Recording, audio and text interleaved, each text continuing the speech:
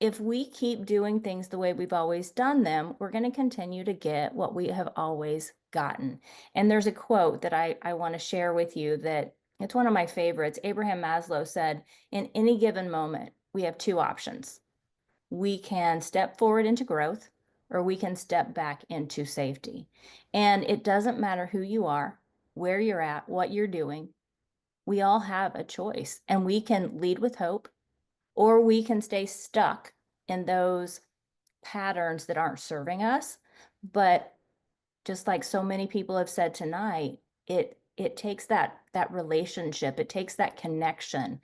Sometimes that's in the form of a coach. You know, we need a coach to help us to evaluate our behaviors and to spark that success. And so I think this system is just one way that we can do that. Love that. So, what inspired you to create the Lead with Hope framework, and how did the elements of those play out?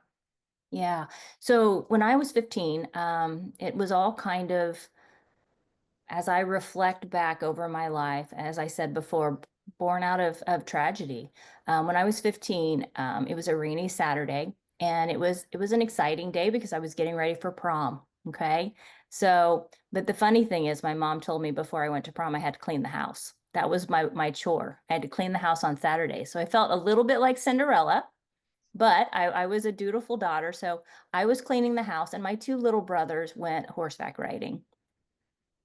And on that rainy Saturday afternoon, um, Brandon fell in a raging, swirling, horrific creek, and he never came home that day.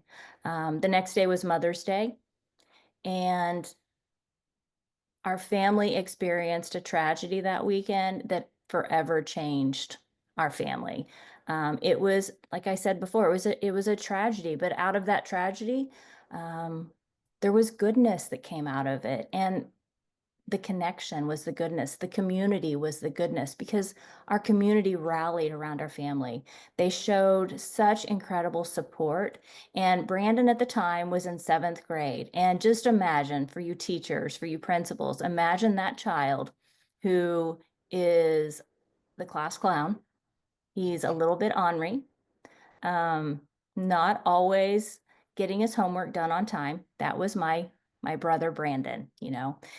He was definitely a daredevil, and if there was going to be trouble, he would find it. But his classmates loved him so much that they rallied around our family at that time. They created a memory book, and the memory book, I still have it today. They captured his spirit with the stories that they told in that memory book. Um, his classmates are now, they call themselves the 95ers. That class is bonded like no other class I've ever seen. It's just amazing. But that experience inspired me to go into education because what my teachers and my school community and the 95ers shared with our family, I wanted to help other people do the same. And so I became a school social worker and then later a principal and now a superintendent.